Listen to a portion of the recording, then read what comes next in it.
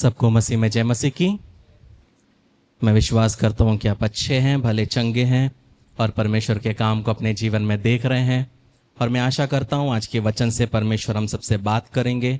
आज का जो वचन है लूका रचित सुसमाचार 13 उसका 10 से 17 से लिया गया है। Luke chapter 13 versus 10 to 17। वहाँ पे लिखा है, सब्त के दिन वे एक आराधनालय में उपदेश कर रहा था। वहाँ एक स्त्री थी जिसे 18 वर्ष से एक दुर्बल करने वाली दुष्ट आत्मा लगी थी और वे कुबड़ी हो गई थी और किसी रीति से सीधी नहीं हो सकती थी। यीशु ने उसे देखकर बुलाया और कहा, हे नारी, तू अपनी दुर्बलता से छूट गई। तब उसने उस पर हाथ रखे और वे तुरंत सीधी हो गई और परमेश्वर की बड़ाई करने लगी, इसलिए कि यीशु ने सबके दिन उसे अच्छा किया था। आराधनालय का सरदार रिसियाकर लोगों से कहने लगा, 6 दिन है जिनमें काम करना चाहिए, अतः उन्हीं दिनों में आकर चंगे हो, परंतु सब्त के दिन में नहीं।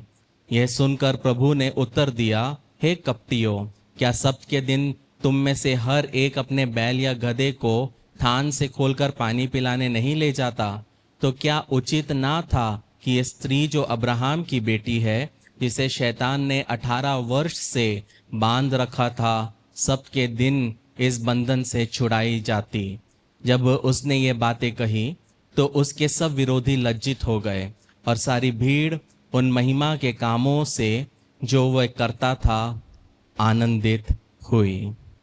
आज का वचन का टाइटल है, जब तेरा छुटकारा भीड़ को परेशान कर दे। जब तेरा छुटकारा भीड़ को परेशान कर दे। थोड़ा से बाजू वाले व्यक्ति को बोलो, मुझे एक छुटकारा मिलने वाला है जो औरों को परेशान कर सकता है। आमीन। प्रियो, जब हम यीशु मसीह की सेवकाई को देखते हैं तो यीशु मसीह कई बार सिनगोग में जाता था, सभागृह में जाता था और हमेशा वहाँ पे जो था उसका स्वागत नहीं किया जाता था। और बहुत बार उसके सबसे बड़े दुश्मन जो थे या उसके सबसे बड़े क्रिटिक्स जो थे वो थे फरीसी और सदूकी। और वो हर जगह जहाँ यीशु मसीह जाते थे वो भी रहते थे, ताकि यीशु मसीह कुछ भी क्यों ना करे, क्या करना है, उसमें से कुछ गलती निकालना है। बाइबल में हम बहुत बार पढ़ते हैं फरीसी और सदूकी वहाँ थे, लेकिन बहुत बार हम समझ नहीं पाते कि ये फरीसी कौन है और सदूकी कौन है। अगर एक वर्ग को फरीसी कहा जाता है तो वो कौन है और उनका वो क्या विश्वास करते हैं, वहीं पे सदूकी कौन है, वो क्या विश्वास करते हैं। तो फरीसी वो व्यक्ति थे या वो समूह थे जो स्वर्गदूतों पर विश्वास करते थे, जो पुनरुत्थान पे विश्वास करते थे, जो ये विश्वास करते थे कि मरने के बाद भी जीवन है। लेकिन वहीं पे सदूकी लोग जो थे वो इन 3 चीजों पे विश्वास नहीं करते थे। उनका मेन फोकस रहता था पॉलिटिक्स, और उनके जो ग्रुप रहता था वो हमेशा अमीर लोगों के साथ ही उठते थे, बैठते थे। तो ये है डिफरेंस फरीसी और सदूकी में। एक पुनरुत्थान पे विश्वास करता है, एक स्वर्गदूत पे विश्वास करता है, एक जो मरने के बाद भी जीवन है उस पे विश्वास करता है। सदूकी इन सब में विश्वास नहीं करता। लेकिन ये अपने में ही क्या है, कट्टर है। ये अपने ही रूल्स और रेगुलेशंस को बना के क्या करते थे, जीते थे। लेकिन यहाँ पे हम देखते हैं कि यीशु मसीह को जब हम मंदिर में देखते हैं पहली बार, तो पहली बार यीशु मसीह 8 दिन में मंदिर में आता है, जहाँ पे यीशु मसीह का खतना होता है। उसके बाद यीशु मसीह एक बार मंदिर में हम यीशु मसीह को पाते हैं जब उसके माता पिता के हाथ से वो गुम हो जाते हैं, और जब वो वापस आते हैं तो पाते हैं 12 साल की उम्र में कि वो विद्वानों के साथ में क्या कर रहे हैं, वार्तालाप कर रहे हैं। उसके बाद यीशु मसीह 18 साल के बाद हम देखते हैं कि वो बपतिस्मा लेने के लिए नदी में आते हैं। वहां पे कौन उनको बपतिस्मा देता है, जॉन द बैप्टिस्ट, यूहन्ना बपतिस्मा देने वाला। और जब उनको बपतिस्मा दिया जाता है तो अभिषेक क्या करता है, यीशु मसीह को, पवित्र आत्मा यीशु मसीह को कहाँ लेके जाता है, 40 दिन के लिए कहाँ लेके जाता है, मरुभूमि में लेके जाता है। उसके बाद यीशु मसीह, जब हम लूका 4 पढ़ते हैं, वहां पे एक सभागृह में आते हैं और यीशु मसीह वहां पे पढ़ते हैं और बोलते हैं लूका 4:18 में कि प्रभु का आत्मा मुझ पर है कि उसने मुझे कंगालों को सुसमाचार सुनाने के लिए मेरा अभिषेक किया है।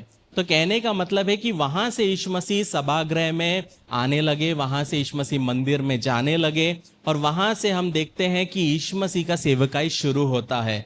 लेकिन 12 साल से 30 साल तक आपको समझना है एक चीज, 18 साल यीशु मसीह के बारे में कुछ भी वर्णन नहीं किया गया है बाइबल में कि यीशु मसीह कहाँ थे, कैसे थे, किस हाल में थे। हालांकि अलग अलग भजन संहिता में अलग अलग जगह में हम पाते हैं कि यीशु मसीह कैसे थे, कहाँ थे, लेकिन क्लियर कट वहां पे बाइबल में कहीं पे भी नहीं लिखा गया है। लेकिन यहाँ पे समझना है, यीशु मसीह 18 साल के बाद सेवकाई शुरू कर रहे हैं, और यहाँ पे ये जो स्त्री है ये भी 18 साल से क्या है, कुबड़ी है। कहने का मतलब है प्रियो, बहुत बार हमारी जिंदगी में ऐसे चीजें होती है जो हम समझ नहीं पाते। हमें लगता है कि अभी तो 4 साल हुए हैं, अभी तो 5 साल हो गए, क्या होगा। लेकिन हर एक चीज का क्या है प्रियो, एक समय होता है, और जब तक हम वो समय तक पहुंचते नहीं तब तक बहुत बार हम हमारे जीवन में परमेश्वर के काम को, उसके छुटकारे को हम देखने नहीं पाते। तो ये आज के वचन में कुछ चीजें हैं जो आपको समझना है, क्योंकि अगर आप वो चीजें समझ गए तो मसीह जीवन को जीने के लिए आपको बहुत आसानी होगी। तो सबसे पहली चीज जो हम इस वचन से सीख सकते प्रियो वो ये है कि परमेश्वर ने आपके लिए जो कुछ भी रखा है उसके लिए आपको साहस चाहिए। ये समझना बहुत जरूरी है। मसीह जीवन जो है प्रियो उन लोगों के लिए है जिनके पास साहस है। डरपोक लोग मसीह जीवन को जी नहीं सकते, क्योंकि डरपोक लोग बाहर जाके जय मसीह की बोलने में शर्माएंगे। लेकिन जो व्यक्ति मसीह है, जो व्यक्ति परमेश्वर के वचन के अनुसार चलता है, उसको ये फर्क नहीं पड़ता कि सामने कौन है, लेकिन वो बिना डरे जय मसीह की बोलने के में वो कभी भी नहीं कतराएगा। कहने का मतलब है प्रियो, सिर्फ विश्वास और प्रार्थना से काम नहीं चलता, मसीह जीवन के लिए साहस भी बहुत जरूरी है। कहने का मतलब है प्रियो कि बहुत बार आपको ऐसे जगह में जाना पड़ेगा जहां पे आपको अस्वीकार किया जाएगा या अस्वीकार किया होगा, और बहुत बार आप अपने जीवन में क्या महसूस करेंगे, अयोग्य महसूस करेंगे। क्यों?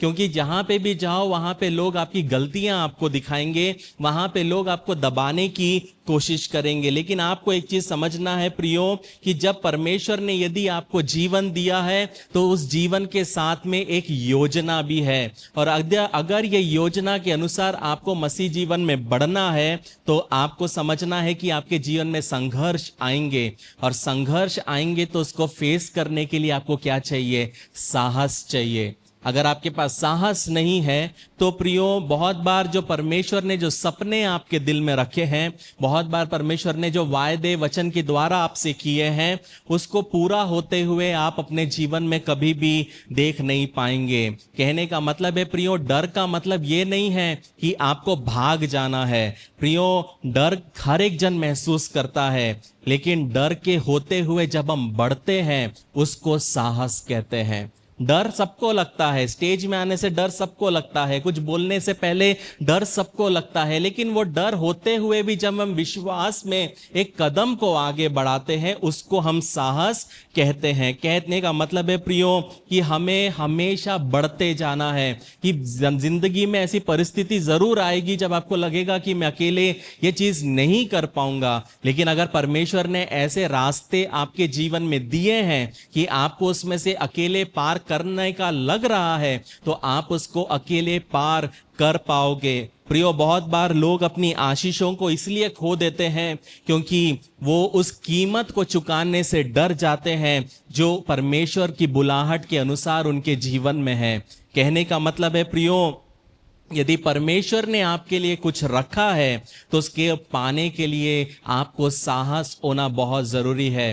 दाऊद के जीवन को देखो प्रियो, दाऊद अकेला कहाँ था? मरुभूमि में था, जंगल में था। उसको पता है वहां शेर हो सकता है, भालू हो सकता है, सांप हो सकता है, लेकिन जब उसको वो काम दिया गया तो उसने ये नहीं सोचा पापा मैं कैसे करूंगा, मैं तो डर गया, मेरे पास एक मदद करने वाला भी नहीं है। लेकिन वो डर होते हुए भी वो छोटा लड़का वो भेड़ों को देखने के लिए जंगल में अकेले रहा।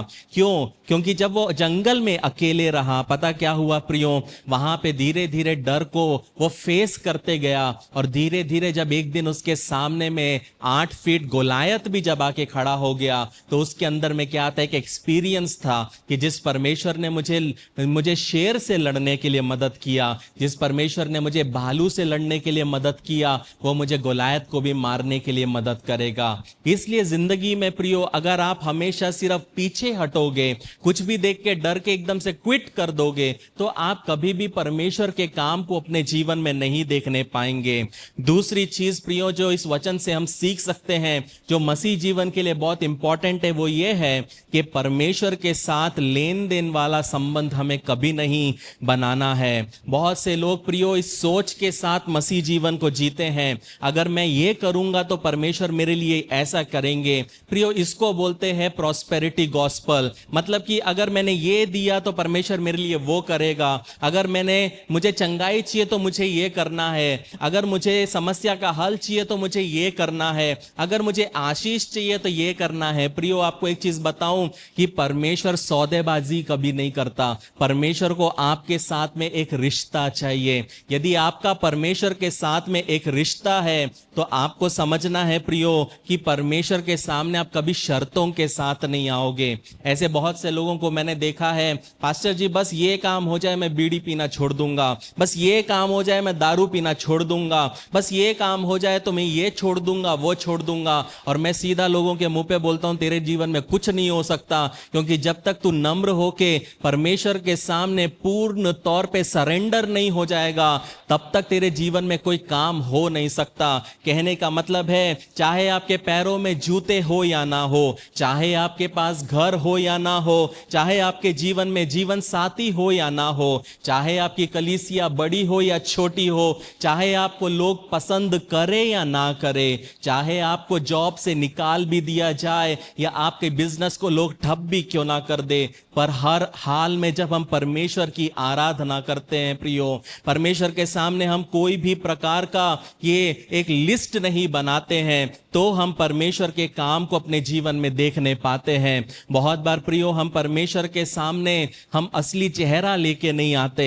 हम चाहते हैं कि हम परमेश्वर की आशीष को अपने जीवन में देखें, लेकिन प्रियो आशीष कब हम देखने पाएंगे, जब हम अपने आप को परमेश्वर के वचन के अनुसार ढालने रखेंगे। इसलिए बहुत जरूरी है कि परमेश्वर के साथ का रिश्ता लेन देन का सौदा नहीं होना चाहिए। मतलब मुझे ये काम चाहिए, मैं 3 दिन भूखे रह लेती हूं, मुझे वो करना है, मैं 7 दिन भूखा रह लेता हूं, मुझे वो बड़ा बिजनेस करना है तो 21 दिन भूखा रह लेता हूं। प्रियो सीधा बोलो, मुझे डाइटिंग करना है, मुझे पतला होना है। अगर सच में अगर परमेश्वर का काम देखना है प्रियो, आपको भूखे रहने की जरूरत नहीं है। उपवास और प्रार्थना परमेश्वर से पाने का कोई प्रियो शॉर्टकट नहीं है। उपवास और प्रार्थना अलग चीज है, लेकिन यदि आपको परमेश्वर के ओर से पाना है तो सबसे पहले खुद को उसके अनुसार ढालना है, खुद को वचन के अनुसार ढालना है। और जब आप अपने आप को परमेश्वर के वचन के अनुसार ढालोगे तो ऑटोमेटिकली आप परमेश्वर के कार्य को अपने जीवन में, अपने परिवार में, हर एक क्षेत्रों में देखने पाओगे। तीसरी चीज जो मसीह जीवन में आपको हमेशा तैयार रहना है वो ये है, अस्वीकार का मतलब ये नहीं कि परमेश्वर ने तुम्हें छोड़ दिया। कहने का मतलब है लोग आपको ठुकराएंगे, लोग आपको छोड़ देंगे, और अक्सर बहुत बार आप जो दुआ करोगे वो आपके जीवन में होगा नहीं और परमेश्वर आपको वो चीज देगा भी नहीं। लेकिन इसका मतलब ये नहीं है प्रियो कि परमेश्वर ने आपको छोड़ दिया है। कहने का मतलब है कि हर एक चीज आप जो मांगोगे मसीह जीवन में वो आपको मिलेगा नहीं। अगर अस्वीकार कर दिए गए हो तो इसका मतलब ये नहीं है कि परमेश्वर ने आपको छोड़ दिया है। इसलिए प्रियो बहुत जरूरी है कि जब हम इस तरह की सोच के साथ चलते हैं तो बहुत बार हम ये फरीसी और सदूकी जैसे बन जाते हैं जो बोलते हैं कि 6 दिन तो थे, 6 दिन में चंगा करने के लिए तुम, चंगा होने के लिए तुम आ जाओ, तुम सबके दिन में क्यों आ रहे हो। कहने का मतलब है प्रियो कि बहुत बार हम सोचते हैं कि लोग हमें क्यों गिराना चाहते हैं, लोग हमें क्यों बदनाम करना चाहते हैं। लेकिन आपको एक चीज समझना है, फरीसी और सदूकी से भी हम एक चीज को सीख सकते हैं कि ये दोनों वर्ग एक दूसरे के दुश्मन थे, लेकिन जब यीशु मसीह वहां पे खड़ा हुआ ये दोनों दुश्मन क्या हुए, वो एक हो जाते हैं। एक दूसरे को पसंद नहीं करते, लेकिन एक दुश्मन है तो 2 दुश्मन भी यार बन जाते हैं, दोस्त बन जाते हैं। तो कितना जरूरी है प्रियो, जब हम प्रभु प्रभु के लोग हैं तो हमारे बीच में कोई भी प्रकार का कपटीपना नहीं होना चाहिए, एक दूसरे से नफरत नहीं होना चाहिए, क्योंकि शैतान हर एक तरीके से आपको नष्ट करने का कोशिश करेगा। शैतान हर तरीके से आपके परिवार को नष्ट करने का कोशिश करेगा। और हम खुद क्या करते हैं, लड़ाई झगड़ा करके शैतान को मौका देते हैं कि वो हमारे परिवार को नष्ट कर दे, वो हमारे जिंदगी के ऊपर के बुलाहट को नष्ट कर दे। और उस वजह से बहुत बार प्रियो हम 20 साल 40 साल परमेश्वर के राज्य में तो रहते हैं, चर्च में तो आते हैं, हर एक चीज बहुत बखूबी से करते हैं, लेकिन हम परमेश्वर के काम को अपने जीवन में देख नहीं पाते। हम जहां से आए थे हम वहीं पे रहते हैं, हम परिस्थिति को बदलते हुए नहीं देखते हैं। पता है क्यों? क्योंकि प्रियो हमको लगता है कि शायद परमेश्वर ने मुझे छोड़ दिया है। लेकिन प्रियो आपको एक चीज समझना है कि यीशु मसीह को भी सब जगह अस्वीकार कर दिया गया था। यीशु मसीह जहां भी जाता था फरीसी सदूकी उसको बोलते थे तू लायक नहीं है, तू क्यों करता है, तू इवन यीशु मसीह को उन्होंने ये तक बोला कि हमें बता तेरा बाप कौन है, क्योंकि उस समय में चर्चा थी कि यीशु मसीह जो है यीशु मसीह का पिता नहीं है, शादी के पहले बच्चा हुआ है। वो एक अलग टॉपिक है, उसमें नहीं जाऊंगा। लेकिन यीशु मसीह पता उनको क्या जवाब देते हैं, मुझे पता है मेरा पिता कौन है, तुम्हारा पिता शैतान है। कहने का मतलब है प्रियो कि इस तरह के टॉन्ट को सहते हुए यीशु मसीह ने अपनी सेवकाई को पूरा किया। अगर यीशु मसीह को स्वीकार नहीं किया तो आप और मैं हम कौन हैं, ये समझना बहुत जरूरी है। लेकिन अस्वीकार किए जाने पर भी उन्होंने अंधकार को प्रिय समझा, ज्योति को ठुकरा दिया। लेकिन ज्योति को ठुकराने से भी क्या हुआ, यीशु मसीह ने अपनी सेवा को पूरा किया। आप ठुकराए जाओगे मसीह जीवन में, लेकिन इसका मतलब यह नहीं है प्रियो कि परमेश्वर ने आपको ठुकरा दिया।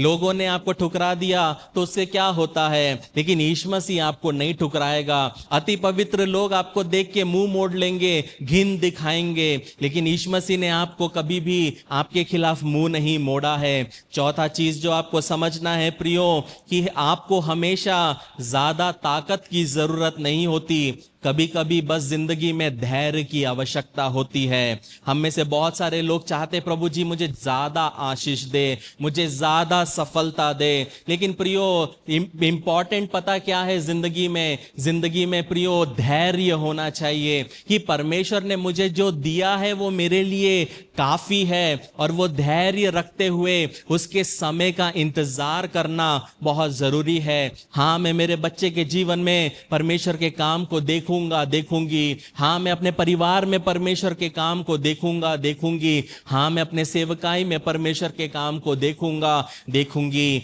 यहाँ पे प्रियो हम एक महिला को देखते हैं जो 18 साल तक धैर्य से सह रही है। ये समझना बहुत जरूरी है प्रियो बहुत बार हम चाहते हैं परमेश्वर मैं तेरे पास आया, मुझे 2 साल हो गए, मुझे क्यों कुछ नहीं हुआ। परमेश्वर जब देखता है तो पेशेंस है ही नहीं, धैर्य है ही नहीं, और अगर धैर्य नहीं है तो परमेश्वर आपके झोली में कुछ भी क्यों ना रख दे, आप समय के पहले उस चीज को खराब कर दोगे। कहने का मतलब है प्रियो परमेश्वर को यदि आपको कुछ देना है तो उसके लिए आपके अंदर में वो काबिलियत होनी चाहिए कि यदि आपको परमेश्वर वो देता है तो आप उसको संभालने के लायक हो कि नहीं। सबको दुगना अभिषेक चाहिए, सबको भविष्यवाणी का दान चाहिए, सबको चंगाई का वरदान चाहिए, लेकिन क्या आप उसको संभालने के लायक हो, ये सवाल खुद से आपको करना बहुत जरूरी है। कहने का मतलब है प्रियो देरी का मतलब ये नहीं है कि परमेश्वर ने आपको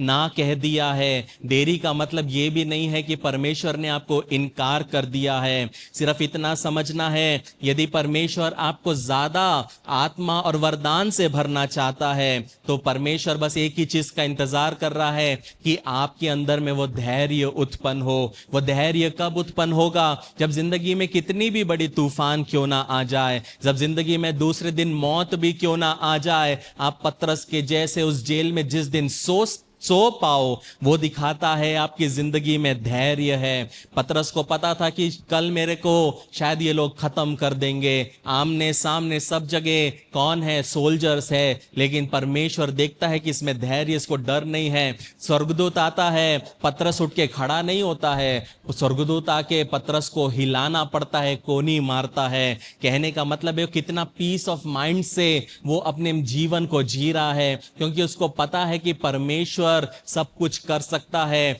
God is still on the throne, God is in control. ये सोच के साथ यीशु मसीह के चेले जीते थे। कहने का मतलब है कि धैर्य, आप कैसे पता कर सकते हो आपकी जिंदगी में धैर्य है कि नहीं? जैसे ही कोई चीज आपको नहीं मिलती और एकदम से आप चिड़चिड़ाने लग जाते हो, तो समझना है कि आपके अंदर में धैर्य नहीं है। या आपको पता है ये चीज इंपॉर्टेंट है, आपको पता है ये चीज अभी ही मिलनी चाहिए, लेकिन नहीं होने के कारण यदि आप चिड़चिड़ाने लग जाते हो, तो समझना है कि आपके अंदर धैर्य की कमी है। यदि आपके जीवन में जरूरतें हैं, लेकिन उन सबके भी बीच में आपके मुंह से परमेश्वर के लिए धन्यवाद निकलता है प्रियो, तब पता चलता है कि आपके अंदर में कितना धैर्य है। पांचवी चीज जो आप सीख सकते हैं वो हमेशा समझना है प्रियो, परमेश्वर हलचल और परेशानी के बीच में भी चमत्कार कर सकता है। कहने का मतलब है प्रियो, बहुत बार लोग प्रॉब्लम्स की और नजर रख के मसीह जीवन को जीते हैं। मेरे पास कपड़ा नहीं है, मेरे पास फीस देने के पैसे नहीं है, मुझे बिल भरने के पैसे नहीं है, मेरे पास राशन के लिए पैसे नहीं है। लेकिन आपको एक चीज समझना है प्रियो, कि जब सही समय आएगा तो आपके जीवन में हर एक चीज परमेश्वर कर देगा। पता है आपको प्रियो, 80 से 90% की जो सोच और टेंशन हम लेके मसीह जीवन को जीते, वो कोई काम की ही नहीं रहती है, क्योंकि जो होना है वो होता ही है। तो क्यों उन टेंशन को पाल के बीपी को बढ़ाना, क्यों उन टेंशन को पाल के आप अपने आप को बीमार करो? जो होना है वो होगा, आप कितना भी कर लो वो होगा। लेकिन हाँ, एक चीज हो सकता है, आप धैर्य रखते हुए परमेश्वर से दुआ कर सकते हो कि प्रभु जी, जो भी परिस्थिति हो, मैं कभी भी अय्यूब के जैसे बनूं, ताकि मैं भी अय्यूब के जैसे तुझे श्राप देने ना पाऊं। कुछ भी हो जाए, मेरे मुंह से आशीष के शब्द ही निकलने पाए। कहने का मतलब है प्रियो, यदि आपको अपने जीवन में आशीषों की कमी महसूस होती है, तो महीने में एक दिन कभी कभी थोड़ा सा मेडिकल जाके सिर्फ घूम के आ जाया करो। रात को फुटपाथ से थोड़ा सा घूम के आ जाया करो रेलवे स्टेशन के पास। फिर आपको आपके घर का सिंपल खाना भी बिरयानी से ज्यादा टेस्टी लगेगा, आपका वो टूटा हुआ बिस्तर भी आपको किंग साइज लगेगा, वो चादर भी आपको बहुत अच्छा क्विल्ट लगेगा। क्योंकि ऐसे बहुत से लोग हैं जो अभी तड़प रहे हैं, ऐसे बहुत से लोग हैं अभी इस वक्त ओटी में पड़े हैं, ऐसे बहुत से लोग हैं जो अभी बिस्तर में तड़प रहे होंगे, लेकिन आप और मैं यहाँ पे खड़े हैं, ये परमेश्वर का आशीष है। एक चीज लाइफ में समझना बहुत जरूरी है प्रियो, और अगर ये आप समझ गए तो आप अपनी जिंदगी में बहुत खुशहाली से जी सकते हैं। वो ये है कि आपको परफेक्ट होने की जरूरत नहीं है। परमेश्वर परफेक्ट लोगों को ढूंढ नहीं रहा है, परमेश्वर ऐसे लोगों को ढूंढ रहा है जो अपने आप को इनपरफेक्ट समझते हैं, जो ऐसे लोगों को ढूंढता है जो अपने आप को काबिल नहीं समझते। जो अपने आप को बहुत काबिल समझते हैं, उनको बहुत बार परमेश्वर उपयोग में नहीं ला पाता। लेकिन जो बोलता है टूटा हुआ मैं हूं, मुझ में कमी है, मैं मिट्टी हूं, मुझ में क्या खूबी है, ये शरीर तो कीड़ा है, जब ये सोच के साथ हम मसीह जीवन को जीते हैं, हम परमेश्वर के लिए एक उपयोगी पात्र बनते हैं। आपको कोई परफेक्ट परिवार होने की जरूरत नहीं है। आपको एक चीज समझना है कि आपको कोई दोस्त की भी आवश्यकता नहीं है, आपको कोई बैंक बैलेंस की भी आवश्यकता नहीं है। लेकिन आपको सिर्फ एक चीज समझना है कि वचन कहता है कि कमजोर बोले कि मैं कमजोर नहीं हूं। लेट द वीक से I am strong, let the poor से आई एम रिच। कहने का मतलब है प्रियो कि आपके जीवन में कमजोरी है, आप बोलो कि मैं सामर्थी हूं परमेश्वर में। आपके जीवन में गरीबी है, आप बोलो परमेश्वर का धन मेरे जीवन में है। प्रियो, ये विश्वास से आप अपने जीवन में आप बढ़ सकते हैं। कहने का मतलब है परेशानी को संभालना आपका काम नहीं है। एक समय था प्रियो, जब मैं सेवकाई में निकला था, कोई मदद करने के लिए नहीं था, कोई देने के लिए नहीं था। मैं बहुत टेंशन में रहता था। दुआ तो भले करता था, लेकिन टेंशन होता था पेट्रोल कैसे डालेंगे, टेंशन होता था काम कैसे करेंगे।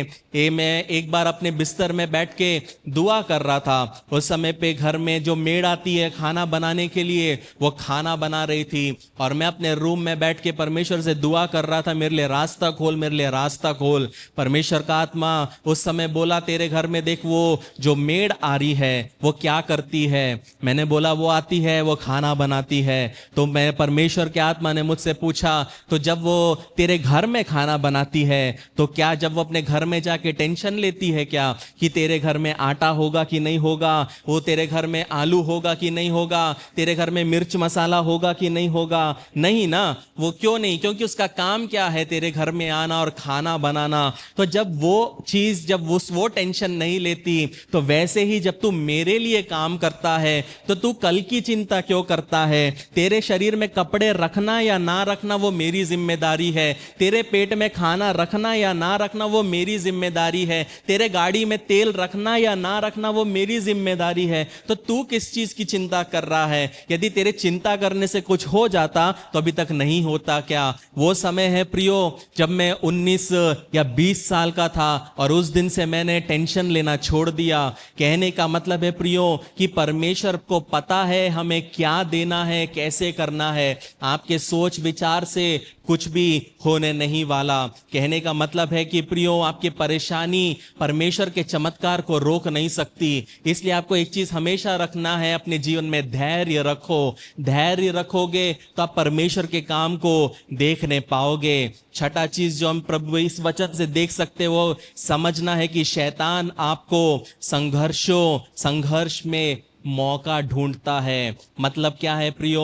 बाइबल बताती है यीशु मसीह जब यरदन नदी में बपतिस्मा लिया, पवित्र आत्मा कबूतर के नाई यीशु मसीह पे उतरा और आकाश खुल गया, और परमेश्वर ने कहा ये मेरा प्रिय पुत्र है जिससे मैं प्रश्न हूं। लेकिन पवित्र आत्मा यीशु मसीह को राम महल में लेके ना गया, लेकिन वो कहां लेके गया? जंगल में, ताकि उसकी परीक्षा हो। क्योंकि प्रियो परीक्षा के बीच में ही परमेश्वर पता क्या करता है? सबसे अद्भुत फलों को जीवन में लाता है। कहने का मतलब है प्रियो जब शैतान आपकी जिंदगी में इसी ताक में रहता है कि जब एक कोई मुसीबत आपकी जिंदगी में पड़ जाए तो आपको वो कैसे फाड़ खाए। लेकिन परेशानी और मुसीबत पता है एक एक्चुअल में टेस्ट है। जब मुसीबत आती है तो प्रियो बहुत बार नकली विश्वासी एक्सपोज हो जाते हैं, क्योंकि वो नकली विश्वासी मुसीबत और परेशानी में प्रभु को छोड़ देते हैं। लेकिन जो सच्चे विश्वासी रहते हैं वो इन मुश्किलों को पार कर देते हैं और परमेश्वर के आशीष को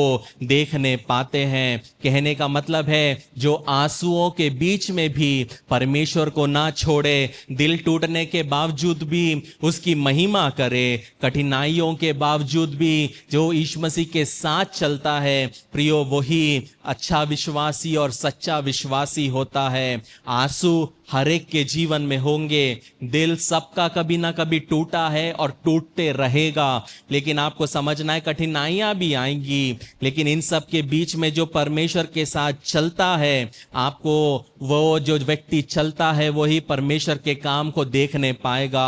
आपको एक चीज सोचना है, यरीहो की दीवार कैसे गिरी? ये सवाल हमेशा उठता है, क्या यरीहो की दीवार लोगों के चिल्लाने से गिरी या यरीहो की दीवार चुपचाप चलने से हुई? बहुत बार लोग प्रियो यरीहो की दीवार को चिल्लाने को बहुत इंपॉर्टेंस देते हैं, लेकिन आपको समझना है कि वो लोग जब वहां पे यरीहो की दीवार की चारों ओर इतने दिन जब चुपचाप चल रहे थे, उनके चलने से क्या हो रहा था? धरती हिल रही थी। और हर एक बार जब वो चलते गए, धीरे धीरे भले ही उस दीवार के ऊपर से रथे जा रही थी, भले ही वो दीवार के ऊपर लोगों ने अपना घर बनाया था, लेकिन जब विश्वासी लोग, जब यीशु मसीह के बच्चे चुपचाप जो भी परमेश्वर ने बोला वो करते हुए चुपचाप चलते गए, उनके एक एक पैरों के आवाज भले कोई सुना नहीं, लेकिन उनके एक एक पैर परमेश्वर हाथियों के पैर के वजन का कर दिया,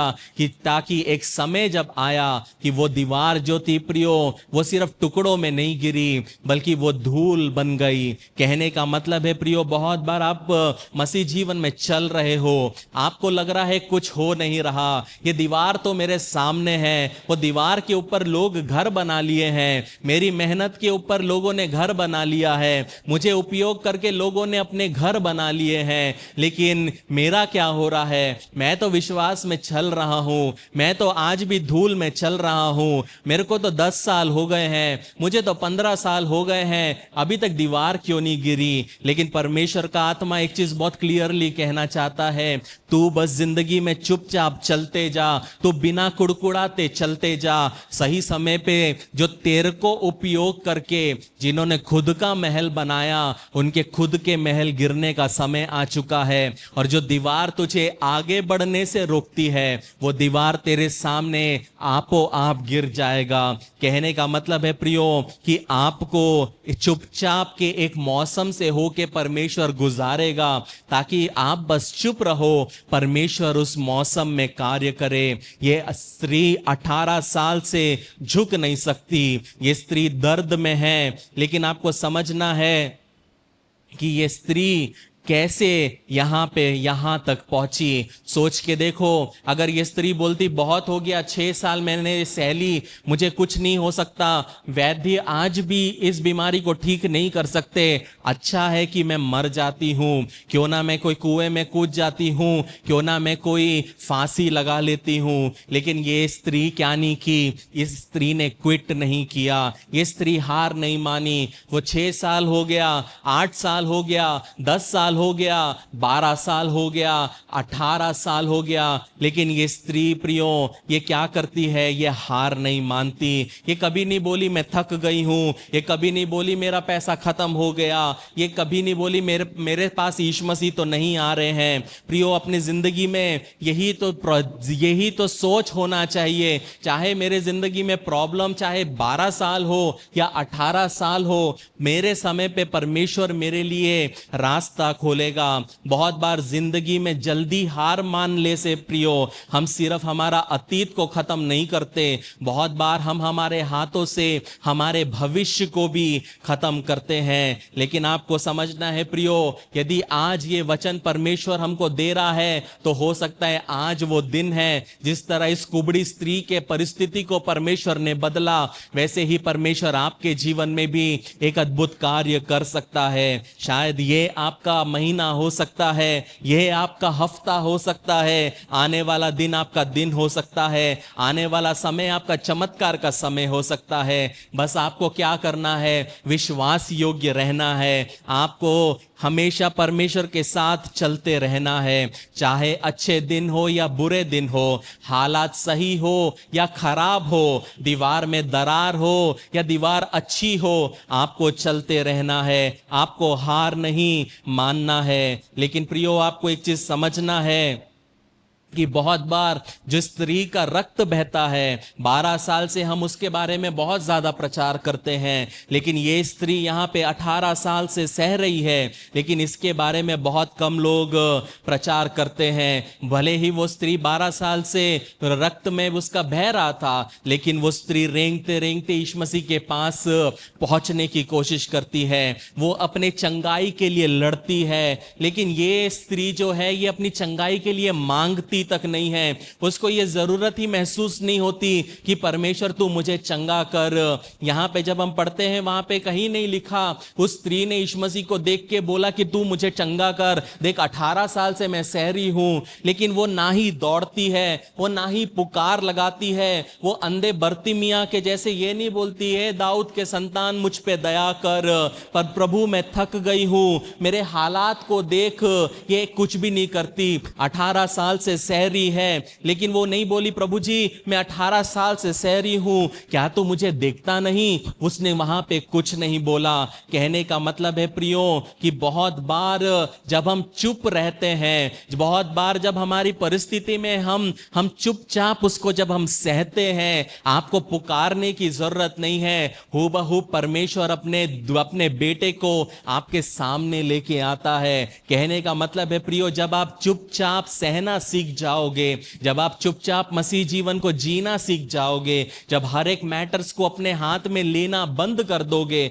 और जब आपके जिंदगी में दुख मुसीबत तूफान आता है, लोगों को यह प्रूव करने की जगह कि मैं सही हूं, यह प्रूव करने की जगह कि मैं गलत नहीं हूं, जब आप चुप रहना सीख जाओगे, तो वहां पे प्रियो परमेश्वर खुद अपने दूत को भेज के, जिस तरह उसने लाबान के साथ बात किया, वैसे ही वो आपके दुश्मनों के साथ भी बात कर सकता है। कहने का मतलब यह है प्रियो, यहां पे ये स्त्री बोलती है, नहीं बोलती है कि मैं तो कुबड़ी हूं, मैं तो टूटी फूटी हूं, लेकिन प्रियो आपको समझना है कि यह बीमारी आज भी लाइलाज है, इसका कोई कुछ हो नहीं सकता, लेकिन वो हार नहीं मानती, और जब वो हार नहीं मानती तब यीशु उसको देखता है। कहने का मतलब यह है प्रियो, बहुत बार हम ऐसी परिस्थितियों से होके गुजरते हैं जहां पे हमको लगता है कि मुझे कोई नहीं देखता, मैं रात को अपने बिस्तर में रोती हूँ, मेरे बच्चे सो गए लेकिन मैं क्या करूं, मैं मुझे पता नहीं,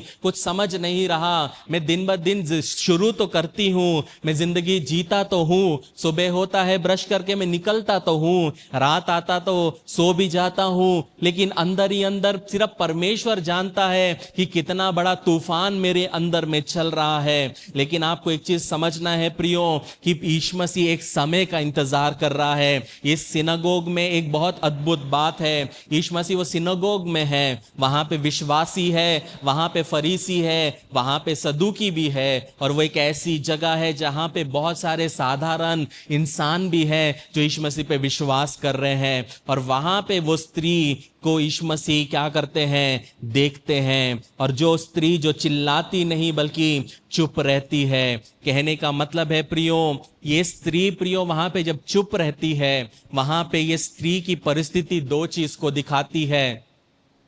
ये स्त्री जो कुबड़ी है, ये स्त्री जो चल नहीं सकती, वो उसकी शारीरिक प्रॉब्लम तो है, लेकिन इनडायरेक्टली यीशु मसीह दिखा रहे हैं कि वो सिनागोग में भी यही सोच है, वहां के लोगों की भी यही सोच है कि ये लोग चाहते तो है मसीहा आए, ये सिनागोग वेट कर रहा है कि मसीहा आएगा, ये सिनागोग के फरीसी और सदूकी विश्वास करते हैं कि मसीहा आएगा, सब मसीहा का वेट तो कर रहे हैं, लेकिन मसीहा जब आ चुका है, उनके मध्य में खड़ा है, तो वहां खड़ा कोई भी फरीसी और सदूकी को समझ में नहीं आ रहा है कि ये मसीहा है। कहने का मतलब है प्रियो, यहां पे ये स्त्री भी टूटी हुई है और सिनागोग के लोग भी टूटे हुए हैं, क्योंकि सिनागोग के लोग पहचान नहीं पा रहे कि ये जीवित परमेश्वर का पुत्र है, और साथ में ये स्त्री भी चुपचाप खड़ी है, उसको भी को फर्क नहीं पड़ता, या उसको वो समझ नहीं है कि ये जो आया है ये जीवित परमेश्वर का पुत्र है।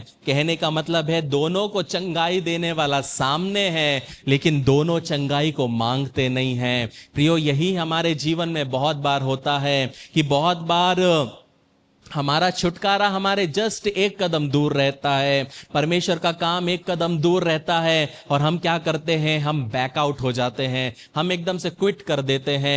हर चीज हम हमारे समय पे चाहते हैं, हम लोगों के अनुसार अपने चीजों को होते हुए देखना चाहते हैं, क्योंकि उस परिवार में ऐसा हो गया तो मेरे परिवार में भी ऐसा होना चाहिए, क्योंकि उसके जीवन में ये हुआ तो मेरे जीवन में भी ऐसा होना चाहिए। ये सोच प्रियो हमेशा हमें परमेश्वर के कार्य के पहले क्विट करने के लिए हमको प्रोत्साहित करती है। लेकिन यहां पे समझना है प्रियो कि यहां पे ये स्त्री भले ही कुबड़ी है, टेढ़ी मेढ़ी है, लेकिन फिर भी वो क्या करती है, वो परमेश्वर के उस सिनागोग में जाती है। एक चीज आपको समझना है प्रियो कि यहाँ पे जब सिनागोग में लोग आते हैं तो लोग चंगाई के लिए नहीं आते बल्कि आराधना के लिए आते हैं। लेकिन बहुत बार प्रियो लोग नॉर्मल बन के आते हैं, अपने प्रॉब्लम्स को दिखाते नहीं हैं। लेकिन आपको एक चीज समझना है प्रियो कि जब आप परमेश्वर के भवन में आते हो, बहुत बार हम सीधे तो खड़े हैं,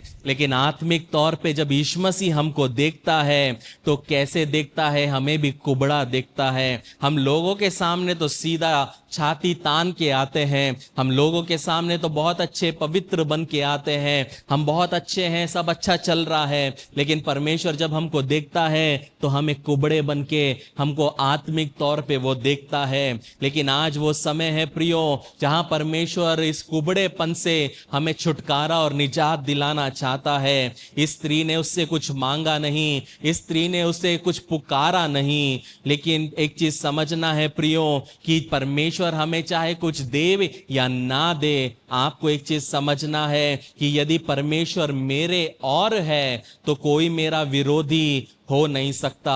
इसलिए बहुत जरूरी है कि जिंदगी में हर चीज हासिल करने के लिए पीछे मत पड़ो, क्योंकि हर चीज हासिल करने के बाद भी आप अपने आप को खाली महसूस करोगे। आप कभी गूगल में सर्च करना, कितने अमीर लोगों ने सुसाइड किया है। उनके पास नाम था, उनके पास वो फेमस थे, पैसा था, हर एक वो चीज जो वो चाहते थे उनको मिल गया, लेकिन 20 साल 24 साल 25 साल 26 साल इस साल में वो लोग अपना जीवन को खत्म कर दिए। क्योंकि कुछ भी हो जाए, पैसा धन दौलत आ जाए, अंदर में क्या है, खालीपन है। और ये खालीपन को पता है सिर्फ एक ही व्यक्ति भर सकता है, वो है यीशु मसीह। इसलिए प्रियो, कुछ हासिल करने के लिए अपनी जिंदगी को मत जियो। भले आपके पास में नौकरी हो या ना हो, भले आपके पास में छत हो या ना हो, भले आपके पास वो हो या ना हो जो आप चाहते हो, आपको एक चीज समझना है कि ये स्त्री टूटी हुई उसके सामने आई, लेकिन परमेश्वर ने उसको देखा और यीशु मसीह ने अपनी चुप्पी को तोड़ा। कहने का मतलब है प्रियो, आज आप में से कुछ लोग यहाँ बैठे हैं जो इस स्त्री के जैसे चुप हैं, लेकिन आपको समझना है जब आप परमेश्वर पे भरोसा करके जब आप चुप रहते हो तो वो आपको उठाएगा, वो आपको पार ले जाएगा और वही आपको लिए रास्ता भी खोलेगा। जब हम 12वें वचन में आते हैं, वहां पे हम देखते हैं यीशु ने उसे क्या किया, उसे देखा। आज यहाँ पे जब हम बैठे हैं प्रियो, तो यीशु मसीह आपको देखता है, आपके इस परिस्थिति को देखता है, आपके प्रॉब्लम्स को देखता है, आप किस दर्द से होके गुजर रहे हो उसको भी वो क्या करता है, देखता है। लेकिन प्रियो, यहाँ पे यीशु मसीह एक चीज करता है जो समझ के परे है। यीशु मसीह क्या कहता है, यीशु ने उसे बुलाया, देख कर क्या किया, उसे बुलाया। मतलब बुलाने का मतलब क्या है, यीशु मसीह ने उसको अपने पास बुलाया। लेकिन प्रियो, मुझे समझ में नहीं आता यीशु मसीह क्यों उसके पास नहीं जा सकता था। कहने का मतलब है बहुत बार यीशु मसीह आपसे वो करने के लिए कहेगा जो आप करने में असक्षम हो या जो आप करना आपके लिए कठिन होगा। प्रियो, यही तो आपका सबसे बड़ा टेस्ट होता है। साराफात की विधवा को एलिया बोलता है, तेरे पास जो खाने के लिए है, जो तूने खुद के लिए और अपने बच्चे के लिए रखा है, वो मुझे लाके दे। कहने का मतलब है बहुत बार परमेश्वर हमसे वो मांगता है जो हमारे लिए बहुत प्रिय होता है, जो हम दे नहीं पाते। अब्राहम से परमेश्वर ने उसके प्रिय पुत्र को मांगा और अब्राहम ने खुशी खुशी उसको दे दिया। कहने का मतलब यीशु मसीह, जो एक व्यक्ति जिसका हाथ मुरझाया हुआ था, यीशु मसीह बोलता है अपने हाथ को तू सामने कर। लाजरस जो 4 दिन से अंदर था, लाजरस को यीशु मसीह बुलाता है, हे लाजर बाहर आ। यीशु मसीह क्यों जा नहीं सकता था अंदर, यीशु मसीह अंदर जा सकता था, लेकिन यीशु मसीह ने लाजर को बाहर आने के लिए बोला।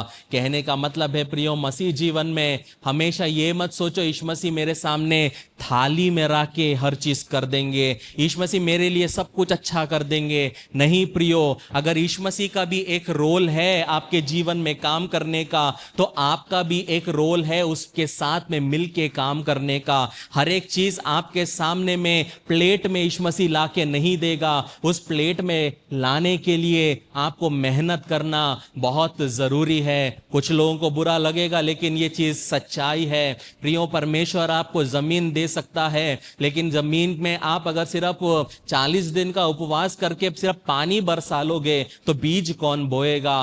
पौलुस और अपुल्लोस तो नहीं आएगा। कहने का मतलब है परमेश्वर आपको जमीन दे सकता है, लेकिन उस जमीन में आप क्या उगाते पाते हो और उसकी उपजाऊ कैसी होती है वो पूरा आपके हाथ में है। परमेश्वर ने हमें एक जीवन दिया है, उसके आत्मा से भरा है, हमें पढ़ा लिखाया, हमें एक काबिल बनाया, और इसके बाद यदि हम उसके सामने बोलेंगे परमेश्वर मैं कुछ नहीं कर पाया, मैं तो अनपढ़ था, मुझे तो ये नहीं आता था, मुझे तो वो नहीं आता था, हम यीशु मसीह के सामने प्रियो ये एक्सक्यूजेस दे के हम मसीह जीवन को नहीं जी सकते।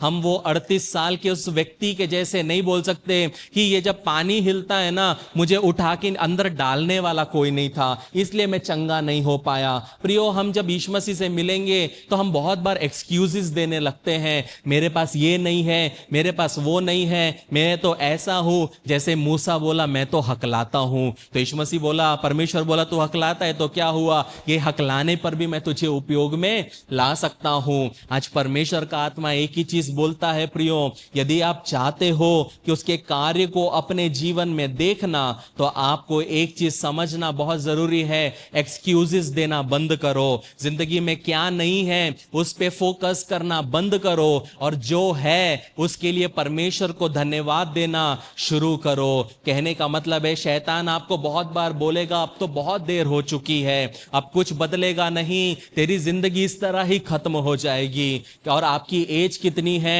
आप सोचोगे तो मैं तो 22 साल का हूं, और 22 साल के लोग सोच रहे हैं कि मेरी तो जिंदगी खत्म हो रही है। नहीं डियर, अभी तो शुरुआत हुई है, बहुत लंबा भागना है, 70-80 साल तक रेंगते रेंगते जाना है। आसान नहीं है जिंदगी। यदि आपको लगता है जिंदगी आसान है तो बुजुर्ग लोगों के साथ बैठना चालू कर दो, आप अपनी जिंदगी के लिए तैयार होना बहुत आसान रहेगा, क्योंकि आप उनके तजुर्बे से सीख सकते हो।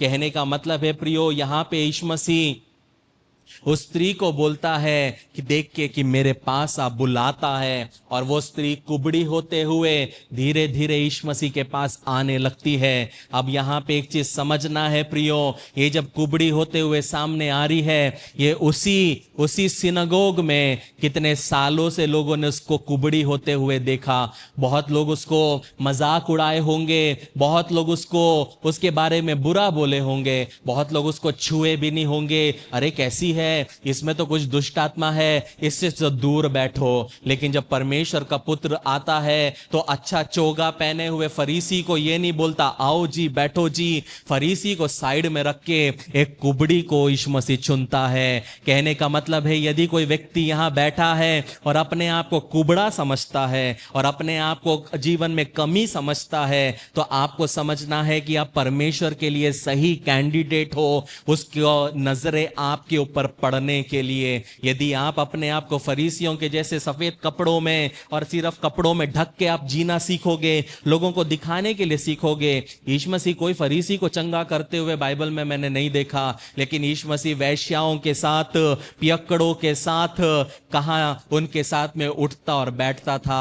आज हमारे लिए एक शराबी के साथ बैठना बहुत अपवित्रता बात हो गई। तो आप इस पृथ्वी में क्यों हो? यदि परमेश्वर का पुत्र पियक्कड़ों के साथ उठता बैठता था, वैश्याओं के साथ उठता बैठता था, और हम तो पियक्कड़ को देख के दूर दूर छू छू छू करने लग जाते हैं, हम यीशु के नाम से उसके अंदर का दुष्टात्मा निकालने लग जाते हैं, हम कैसे उनको जीतेंगे? हम कैसे उनको यीशु मसीह के बारे में बताएंगे? प्रियो, अगर आपको एक पापी को जीतना है तो पापी को जीतने के लिए कलीसिया में नहीं जाना है। पापी को जीतने के लिए जहां पे पापी उठते और बैठते हैं उनके बीच में जाने का जिगर होना बहुत जरूरी है। कहने का मतलब है प्रियो, हम क्या सोचते, अरे मैं अगर बियर शॉप से निकल गया तो लोग क्या बोलेंगे, अगर मैं पान ठेले के पास से निकल गया तो क्या बोलेंगे। लेकिन प्रियो, जब मुझे चिल्लर लगती है ना तो बहुत बार चिल्लर लेने मैं पान ठेले में जाता हूं, जब वहां जाने की सोचता हूं जहां कोई नहीं जाएगा। लोग देखेंगे तो क्या होगा, वो मेरा घर नहीं पाल रहे, लोग देखेंगे तो क्या होगा, वो मेरा जीवन की पुस्तक से नाम नहीं निकाल सकते। लेकिन वहां पे मैं एक व्यक्ति को जीत सकता हूं, वहां पे एक व्यक्ति को मैं स्टार्टिंग में तो हाय बोलूंगा, लेकिन धीरे धीरे उस व्यक्ति को मैं यीशु मसीह के बारे में बता पाऊंगा। कहने का मतलब है प्रियो, मैं एक रियल इंसिडेंट बताता हूं। मेरा एक दोस्त था, एक बार वो रोड से जा रहा था, परमेश्वर का आत्मा बोला वहां जाके दुआ कर। बहुत आत्मिक दोस्त है वो, और उसके लिए ये पाप बहुत ज्यादा है, हर चीज में उसको पाप दिखता था। लेकिन परमेश्वर का भी लोगों के साथ डील करने का तरीका अलग होता है। है। तो ये जब व्यक्ति जा रहा था, परमेश्वर बोला वहां जा और दुआ कर। वो व्यक्ति देखता है तो बार शॉप, वो बोलता परमेश्वर मैं नहीं जाता, मगर कोई देख लेगा तो क्या होगा, ऐसे कैसे तू मुझे बोलता बार शॉप में जा, वहां पे तो पियक्कड़ लोग हैं, वहां पे तो स्मोक है, वहां पे मैं क्या करूंगा कैसे। परमेश्वर बोला तू बस जा। वो जाता है, वहां पे जाके एक कोल्ड ड्रिंक लेता है, वो कोल्ड ड्रिंक लेने के बाद वहां पे बस बैठता है और परमेश्वर का आत्मा उसको बोलता है चुपचाप दुआ कर, ज्यादा तमझाम मत कर, ताली मत बचा, उछल कूद मत कर, फावर करके मत चिल्ला, तू कुछ नाटक मत कर जो लोग दिखाते हैं, बस वहां चुपचाप बैठ के वो पेप्सी का बोतल वहां रख के तू दुआ कर, अपने मन में दुआ कर। वो व्यक्ति वहां 1.5 घंटा उस बार में बैठा रहा, 1.5 महीने के अंदर वो बार बंद हो गया।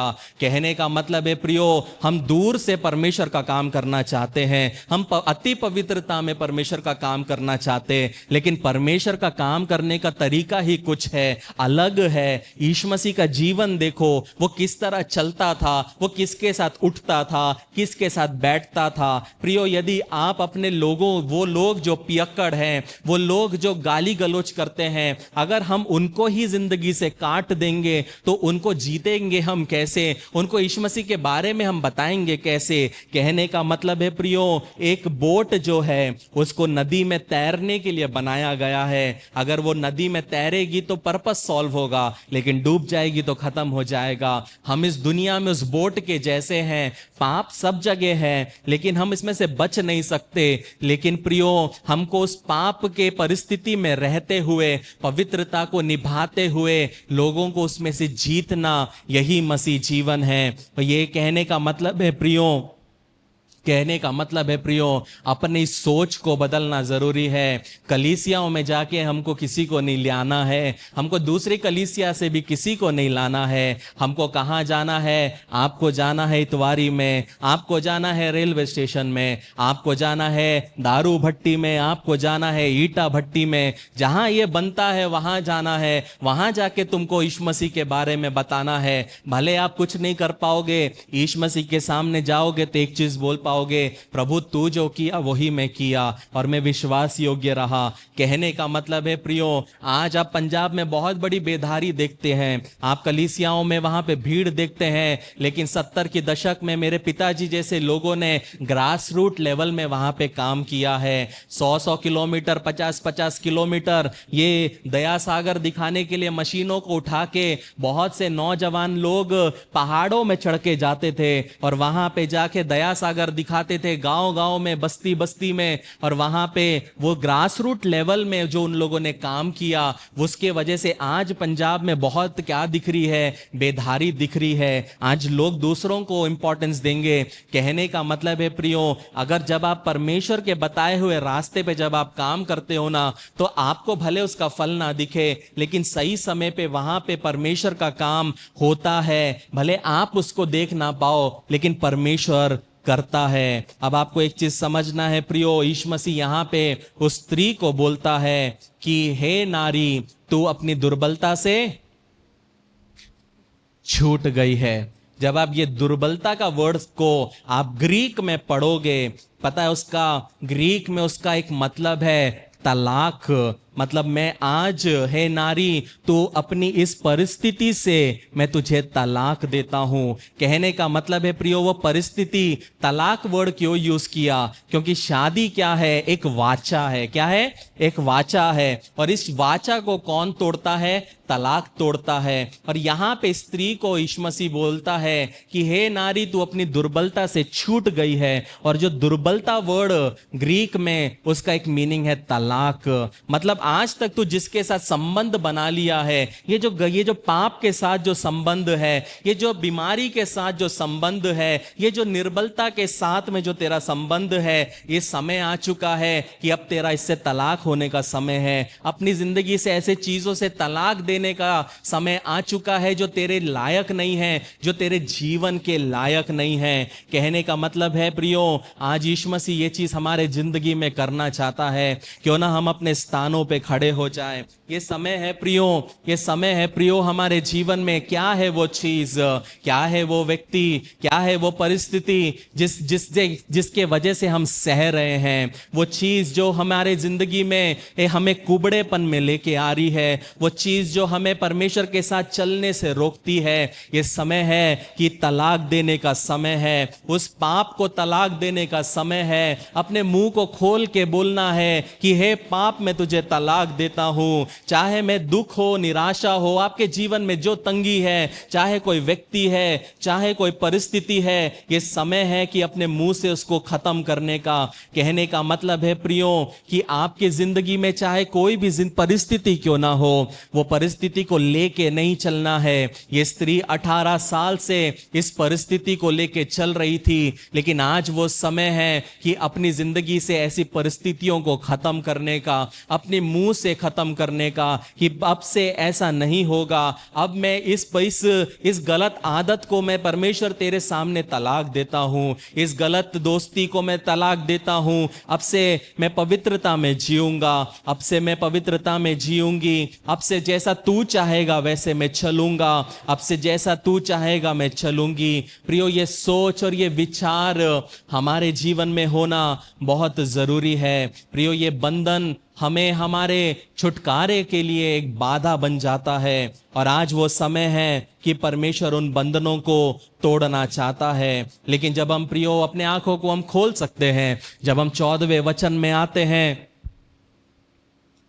वहां पे हम देखते हैं कि जब ये स्त्री, वहां पे जब हम 13वें वचन में आते हैं, वहां पे हम देखते हैं कि जब ये स्त्री को यीशु मसीह चंगा करते हैं तो वो क्या करती है? वो आनंद मनाती है, उसकी बड़ाई करने लगती है। लेकिन जब हम 14वें वचन में आते हैं तो जब वो बड़ाई करने लगती है तो क्या होता है? बड़ाई करने से लोगों को परेशानी होने लगती है। प्रियो, आज यही वचन जो परमेश्वर आपको देना चाहता है। कहने का मतलब है प्रियो कि फरीसी और सदूकी उसको दबाना चाहते थे। फरीसी और सदूकी नहीं पसंद कर रहे थे कि यीशु मसीह के नाम की बढ़ोतरी हो। फरीसी और सदूकी को बिल्कुल अच्छा नहीं लगा कि ये स्त्री 18 साल के बाद चंगी कैसे हो गई। कहने का मतलब है जब आप जिंदगी में कुबड़े होके चलोगे बहुत लोगों को अच्छा लगेगा, जब आप तंगी में चलोगे बहुत लोगों को अच्छा लगेगा, जब आप बीमारी में चलोगे बहुत लोगों को अच्छा लगेगा,